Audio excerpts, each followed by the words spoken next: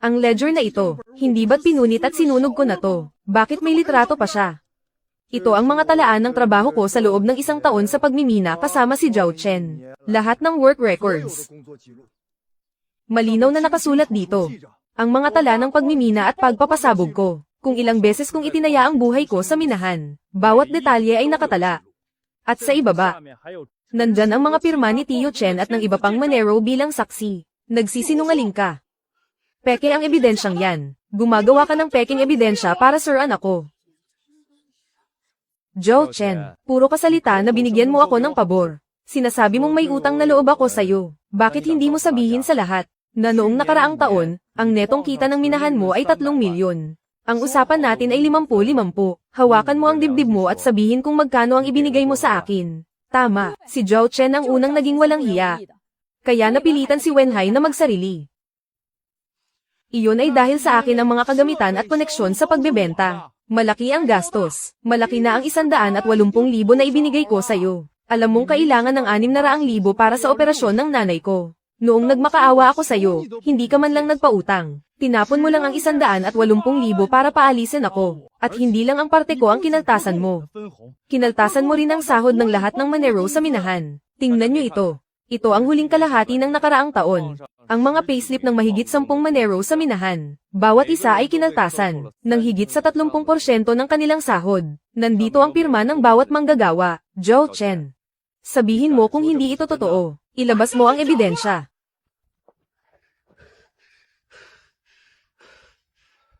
Oo, totoo yan.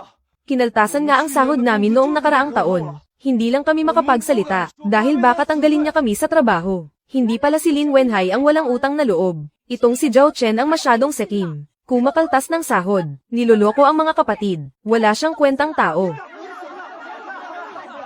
Mahirap talagang basahin ang nasa loob ng tao. Mukhang disente pa naman. Hindi ko akalaing ganito siya kasama. Matagal ka na palang naghukay ng butas para hulugan ko. Ano? Sinasadya mo akong sirain. Ano? Sinisiraan kita. Ang mga dumi na ginagawa mo. Natatakot ka bang malaman ng iba? Akala mo ba tapos na ito?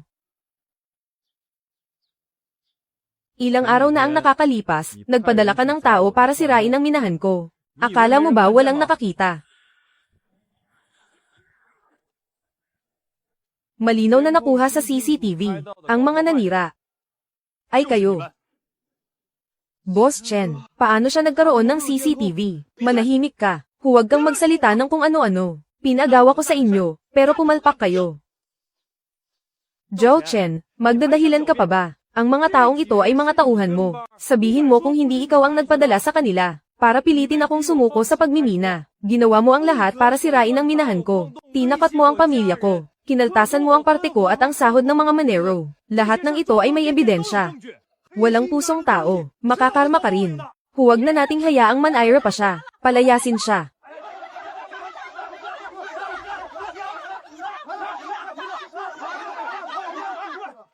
Ano pang tinutungangan nyo dyan? Tara na, tara na. Tandaan mo, nilalaro mo ako ng patago. Hindi pa tayo tapos. At pagkatapos ng 10 araw, maghintay kang magbayad ng penalty. Mahal, patawad. Hindi ko kayo naprotektahan. Nadamay pa kayo. Wenhai, hindi ako nadamay. Sabi ni Zhao Chen, maghuhukay ka sa kuweba ng Heifeng. Ang kuweba ng Heifeng ay hindi matibay. Doon namatay ang tatay mo noon. Masyadong mapanganib. Gusto ko lang maging ligtas ka. Basta't magkakasama ang pamilya natin, makakahanap tayo ng paraan para mabuhay. Wenhai, hindi na kailangan ng nanay ang operasyon. Ang matandang buto kong ito, hindi sulit na itaya mo ang buhay mo. Gusto lang ni nanay na maging ligtas at malusog ka. Mahal, nanay, huwag kayong mag-alala. Bawat suporta sa kuweba ng Heifeng, itinayo namin ng matibay. Walang magiging problema sa kaligtasan. Nangako na ako kay Boss Zhang. Basta't mahukay natin ang mga mineral na ito, at makuha ang order na ito, makakabawi na tayo. Lahat ng problema ng pamilya natin ay malulutas. Pero paano kung mabaygo tayo? Sabi ni Zhao Chen, kailangan nating magbayad ng danyos. Hindi natin kayang bayaran iyon. Ang minahan na ito ay libreng pinapaupa ni Boss Zhang, para mahukay ko. Ngayon, nalaman ko na, kung nasaan ang mga ugat ng mineral doon. Hindi magiging masama ang kalidad ng mga mineral na ito. Dagdag pa ang mga taon ko ng karanasan sa pagmimina. Magtiwala kayo sa akin. Kung ganoon, Wenhai, kailangan mong mag-ingat. Kung may mangyari, haharapin natin ito ng magkakasama bilang isang pamilya. Bigyan niyo pa ako ng 10 araw. At papupuntahin ko si Zhao Chen dito para humingi ng tawad. Mahal, alagaan mo ang anak natin at si nanay dito sa bahay. Kailangan ko pang pumunta sa minahan ngayong gabi para mag-overtime. Apurahan ang order na ito.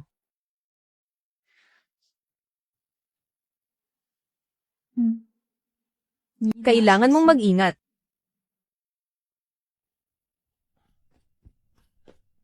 Boss Chen, may balita na. May isang lalaking nagngangalang Lao Niu sa kabilang minahan. Dati siyang foreman. Isa siyang veteranong manero na maraming karanasan. Ilang dekada na siyang nagmimina. Nakita na niya ang lahat ng klase ng sitwasyon. Basta't bigyan mo siya ng 3 beses na sahod, pupunta siya. Ano pa ang hinihintay mo? Tawagan mo na siya agad. Hindi problema ang pera. Basta't mailabas niya ang mga mineral sa takdang oras. Bibigyan ko pa siya ng bonus. Hello, Lao Niu. Bilisin mo. Sa loob ng kalahating oras, pumunta ka rito sa amin. Hinihintay ka na ng minahan. Sabi ni Lao Niu, makakarating siya sa loob ng kalahating oras. May kasama siyang 2 tauhan. Makakababa na sila agad sa minahan. Kapatid na Lao Niu, sa wakas, nandito ka rin.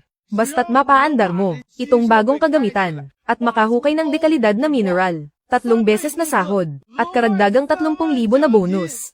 Ano sa tingin mo? Boss Zhao, para mo naman akong pinipilit sa isang bagay na hindi ko kaya, hindi ko pa nakikita ang banyagang bagay na ito. Sigurado ba kayong kaya ko itong paandarin? Anong kinatatakutan mo? Malakas ka at maraming karanasan. Kahit basahin mo lang ang manual, mapapaandar mo yan. Umalis na ang gagong si Lin Wenhai para magsarili. Akala mo ba titigil ang pag-ikot ng mundo kung wala siya? Lao Niu, bilisin mo. Nagmamadali na ang malaking boss sa order niya. 1 araw nang nakatenga ang kagamitang ito. Sige. 30 taon na akong nagmimina. Wala pa akong kinatatakutang minahan.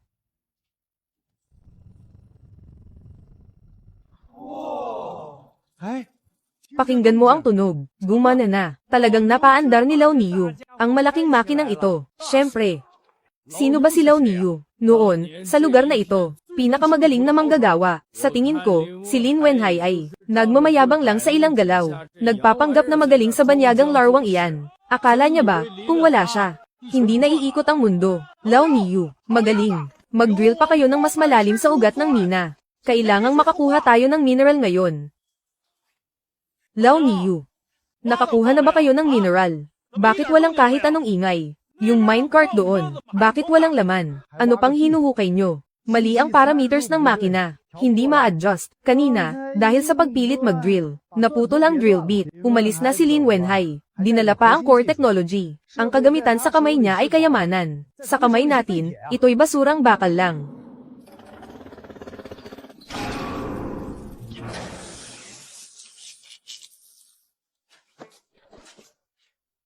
Basurang bakal. Ang kagamitang binili ko ng 2 milyon ay basurang bakal. Gumastos ako ng napakalaking pera para buhayin kayong mga walang kwenta, para lang kumain. Kalokohan.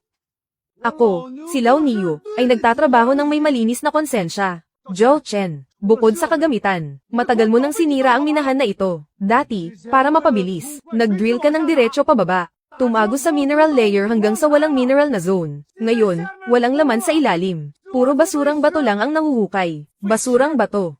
Paano nangyari iyon? Nang i-explore ko ang minahan na ito, malinaw na may high quality na mineral. Bakit puro basurang bato na lang? Nakakahukay si Lin Wenhai. Bakit ikaw hindi?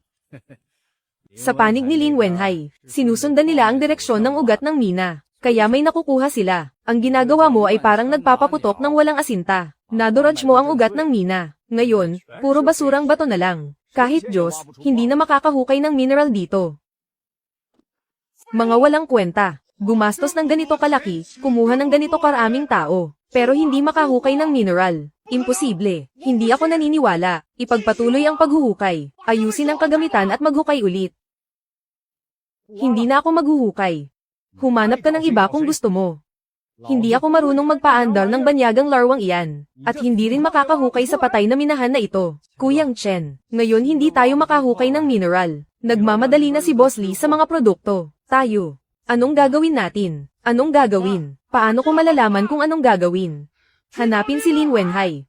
Kuyang Chen, pupunta ka. Para magmakaawa sa kanya, saan natin ilalagay ang mukha natin? Magmakaawa, mga gago kayo. Binibigyan ko siya ng huling pagkakataon, para bumalik at magtrabaho. Swerte niya iyon. Basta mahukay niya ang mineral. Ang mga nakaraan, kakalimutan ko na. Wenhai, abala ka ba? Nako, ang minahang ito, ayos ang takbo ah. Sabi ko na nga ba at magaling ka. Yung ikatlong poste ng suporta, kapalan pa ng 2 sentimetro. Ang presyon dito, hindi masyadong matatag ang datos na nakikita ko. Hoy, hayaan mo muna yan. Wenhai. Tungkol sa nangyari noon, ako ang mali.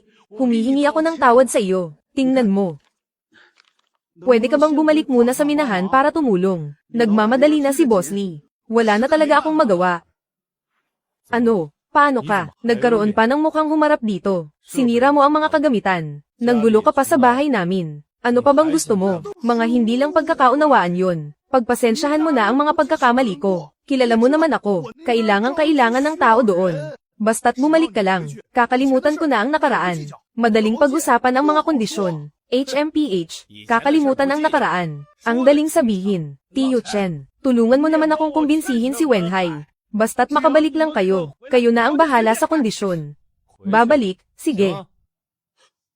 Mabuti, Wenhai. Pumapayag ka na. Ang galing. Sabi ko na nga ba, hindi mo ako matitiis. Huwag kang mag-alala. Aayusin ko agad pagbalik ko. Ang pinakamagandang sweldo. Ang usapan natin noon. Hati tayo sa kita ng minahan. 3 milyon ang netong kita taon-taon. Pero 180,000 lang ang binigay mo sa akin. May utang ka pa sa aking 1,320,000. Bayaran mo muna ang utang mo ngayon. Saka ko pag-iisip ang bumalik para tulungan ka. Ano? 3 milyong kita, 180,000 lang ang binigay. Sumusobra na yan. Ang kapal ng mukhang maging boss ng taong yan. Napakaganid naman. Sinong gaganahang magtrabaho sa kanya? Walang isang salita tapos ngayon nagmamakaawa. Ang kapal talaga ng mukha. Noong nasa Jiao mining area pa ako, binawasan din niya ang sweldo ko. Buti na lang isinama ako ni Kuya Wenhai para magtrabaho rito. Mga kasama, huwag kayong mag-isip ng masama. Hindi lang tayo nagkaintindihan. Medyo magulo lang talaga ang kwenta noon. Ganito na lang, mula ngayon. Kapag ang order ni Boss Lee ay naibigay natin sa tamang oras, ang hatian, kalahati, hati tayo ng pantay. Mula ngayon, pantay na ang hatian natin. Magkapatid pa rin tayo, di ba? Huwag mo akong hawakan. Zhou Chen, bumili ka ng mga bagong kagamitan. Mahigit 2 milyon, hindi ka man lang kumurap. Nagmakaawa ako sa iyo na pautangin ako para sa pagpapagamot ng nanay ko. Ang sabi mo, karapat-dapat ba akong pautangin? Hindi mo inisip ang pagiging magkapatid natin noon. Ngayon na may problema ako at humihingi ng tulong, saka mo lang ako tinawag na kapatid. Ako.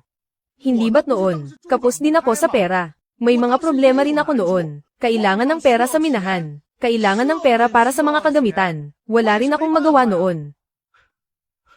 Wenhai, tulungan mo naman ako kahit ngayon lang. Kahit ngayon lang, pwede ba? Zhou Chen. Hindi ba't sinabi mo noon na isa lang akong hamak na manero na nagbebenta ng lakas bilang isang boss? Ngayong umalis na ako, hindi na makapag-operate ang minahan mo. Ngayong wala kang mahanap na tao, lalapit ka sa akin. Huli na ang lahat. Lin Wenhai. Nagpapakumbaba na nga ako sa'yo. Pero lumalaki naman ang ulo mo. Sino ka ba sa akala mo? Kung wala ako, wala ka kung nasaan ka man ngayon. Kung hindi kita kinupkop noon. Hanggang ngayon naghuhukay ka pa rin ng lupa sa minahan. Zhou Chen, huwag kang magsalita ng ganyan. Kaya mataas ang produksyon ng minahan. Sa tuwing nagmimina, ay dahil magaling ang teknikal na kasanayan ni Wenhai. Kalokohan. Mataas ang produksyon, dahil syempre, maganda ang napili kong lokasyon. At maganda ang mga kagamitan ko. Walang kwenta si Lin Wenhai. Isa lang siyang trabahador na nagbebenta ng lakas. Tama. Lahat ng yan ay resources ni Boss Chen. Pati ang mga partners na bumibili ng mineral, ay koneksyon at resources din ni Boss Chen. Lin Wenhai, akala mo ba kapag umalis ka sa mining area na ito, wala na akong magagawa? Tapos ka na ba magsalita? Sige. Kung ganyan pala kaganda, ang mga kagamitan at koneksyon mo. Hindi mo na kailangang magmakaawa sa akin. Bakit ka nagmamayabang? Gusto mo ba talaga akong kalabanin? Akala mo ba ikaw lang ang marunong tumingin ng mineral vein? Sasabihin ko sa'yo, malinaw na malinaw ang direksyon ng mineral vein ko. Hindi ko kailangang maging katulad mo. na nag-iingat at nagtitipid sa pagsuporta. Diretso kong bubutasin ang pangunahing mineral vein. Ang produksyon ko ay magiging 10 beses kaysa sayo. Ipapakita ko sayo na kahit wala ka, akong si Zhao Chen, ay makakapagbukas pa rin ng minahan. Wala akong pakialam. Ang mineral vein ay hindi binubutas gamit ang purong lakas. Huwag mo akong sisihin kung hindi kita binalaan. Ang lokasyon na yan ay isang fault line. Kung pilitin mo, madudurog lang ang mga mineral. Sa huli, kahit tira-tira ay walang matitira. Maaari pa itong magdulot ng pagguho ng minahan. Anong kalokohan ang sinasabi mo? Ang lakas ng loob mong isumpa ako. Naiinggit ka lang dahil may magandang mineral vein ako. Nakikita ng malaki sa hinaharap, kaya sinasadya mong sabihin yan. Para sumuko ako. Lin Wenhai, ano ba talaga ang intensyon mo?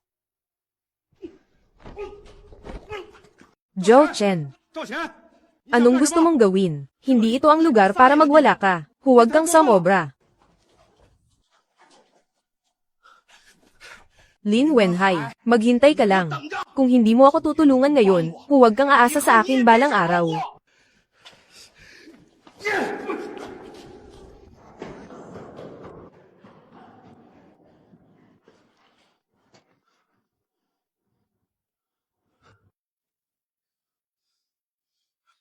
Lin Wenhai, isa kang basura.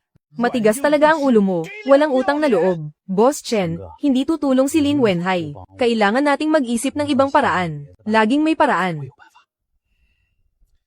Dahil ayaw akong tulungan ni Lin Wenhai, gagawin ko ang sinabi ko. Diretso nating bubutasin ang pangunahing ugat ng mina. Hindi ako naniniwalang sa galing ko. Hindi ako makakakuha ng mineral. Kahit gumuho pa yan, isusugal ko to. Boss Chen, hindi pwede, sabi ni Lin Wenhai. May fault line doon. Kung ipipilit natin, magdudulot ito ng pagguho. Malaking gulo yan kapag nangyari. Hindi tayo pwedeng makipagsapalaran. Hindi pwede, hindi pwede, hindi pwede. Ano pa bang mangyayari kung hindi tayo makakuha ng mineral ngayon? Kailangan nating sumugal. Baka sakaling may pagkakataon pa tayong makabawi, o kaya maghintay na lang tayong magbayad ng penalty. At galitin ng isang malaking tao tulad ni Boss Lee. Hinding-hindi ako papayag na maging talunan. Lin Wenhai, dahil wala kang awa, huwag mo akong sisihin kung maging malupit ako. Kuya Liu, ako to, si Zhao Chen. Tulungan mo ako, yung abandonadong mina sa kuweba ng Heifeng. May nagmimina doon ng walang palam kamakailan. Wala silang pahintulot ko. Putulin mo ang kuryente at tubig. Sa buong lugar nila, Boss Zhao, baka labag yan sa patakaran. Kahit abandonado na ang minang yun. Ang mga papeles, dami mong Saturday. Mula ngayon, ang maintenance ng kuryente at tubig, sa lahat ng mina ng pamilya Zhao, sa'yo ko na ibibigay. At sa katapusan ng taon, bibigyan pa kita ng malaking bonus. Sa loob ng 10 minuto, gusto kong ang lugar na yon ay mawalan ng kahit isang patak ng kuryente. Nako, Boss Zhao, masyado kayong mabait. Ang mga utos ninyo, siguradong masusunod.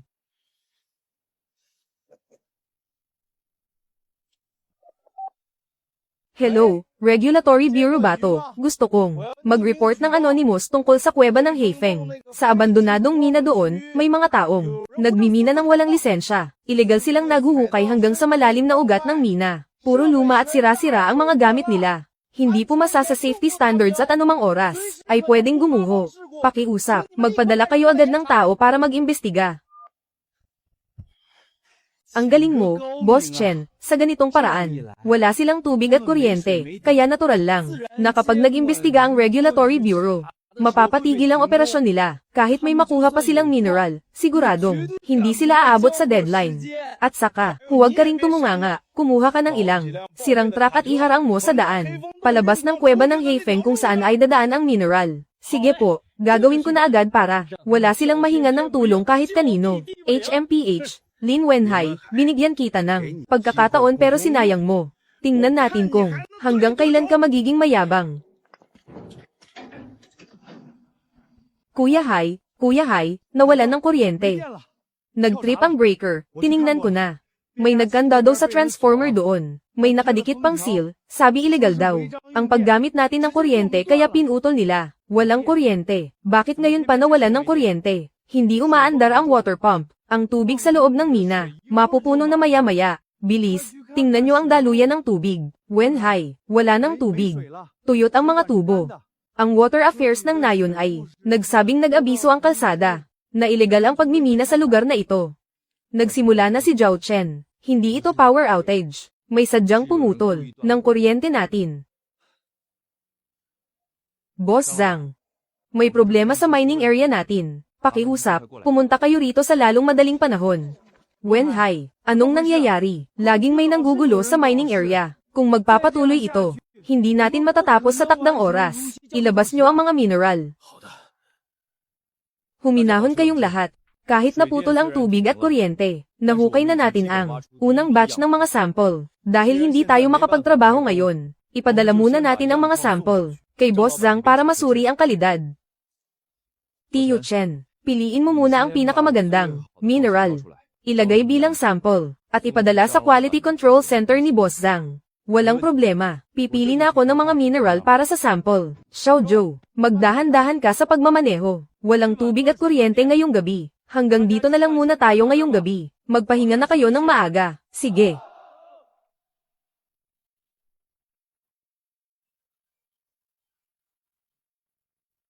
Wenhai. Pagdating ko sa labasan, hinaranggan ang daan ng isang tumpok ng mga abandonadong truck. Ano?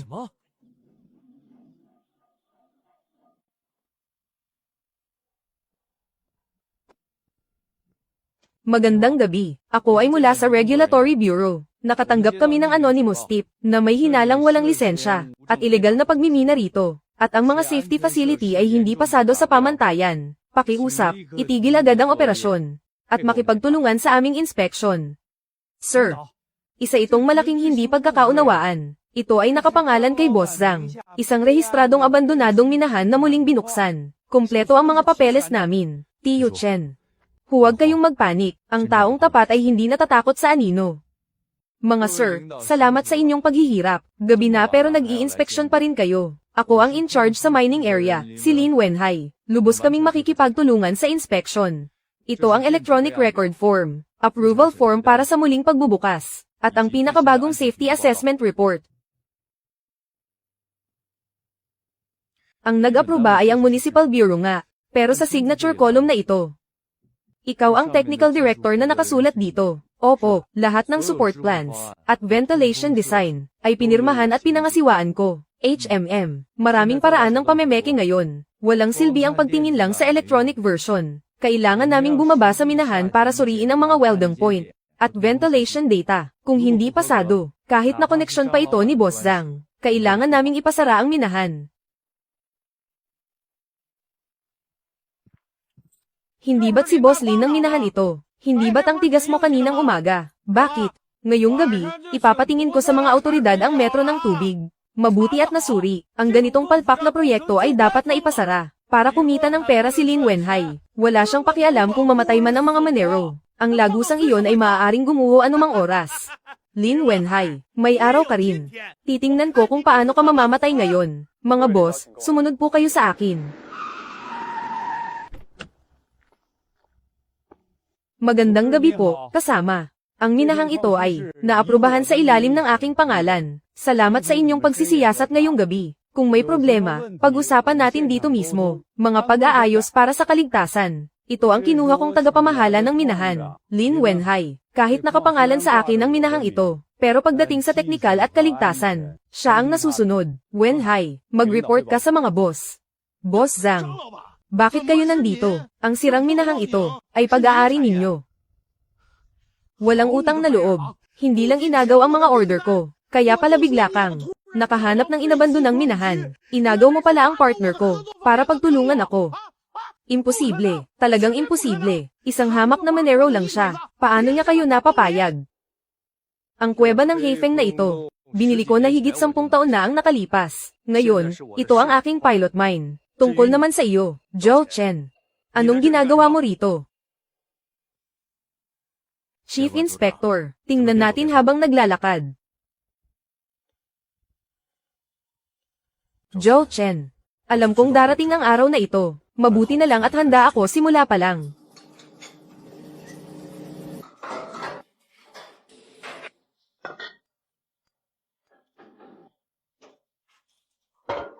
Wenhai. Dagdagan pa ng 2 suporta ang balangkas. Kaligtasan ang una.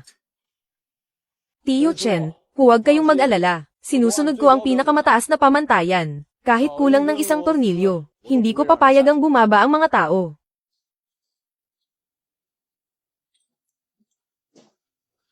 Boss, tingnan ninyo. Ito ang ginagamit namin. Ang pinakabagong hydraulic prop support. Ang load bearing test nito ay umabot ng 2 beses sa national standard. Sa aspeto ng suporta, talagang matibay ang pagkakagawa, Chief. Walang problema sa ventilation pipes. Sapat ang ventilasyon. Pasado ang mga suporta, pero luma na ang mga second-hand na kagamitan. Kulang ang mga sign. Hindi sapat ang ilaw sa gabi. Ito ay mga karaniwang panganib sa kaligtasan. Pero, ang nag-report, sabi niya nagnanakaw kayo ng mina, sa malalim na pangunahing ugat ng minahan. Iyon ay isang ipinagbabawal na pribadong mining area, boss. Kung nagnanakaw kami, hindi ako nakatayo rito ngayon. Wenhai, buksan mo ang harang doon, para makita nila. Ito ay para maiwasang makapasok sa restricted area. Isang pisikal na pader na ginawa namin. Dito lang kami nagtatrabaho sa lugar na ito. Lahat ng mining coordinates ay nandito. Maaari mong i-verify ang lokasyon anumang oras.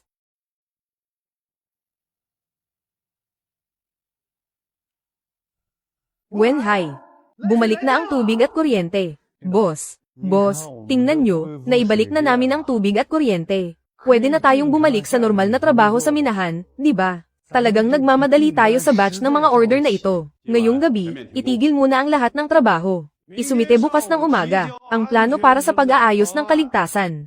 Pagkatapos naming suriin, saka lang kayo pwedeng bumalik sa trabaho. Naiintindihan ko. Salamat sa mahigpit na pagsusuri ng mga boss. Salamat sa inyong paghihirap.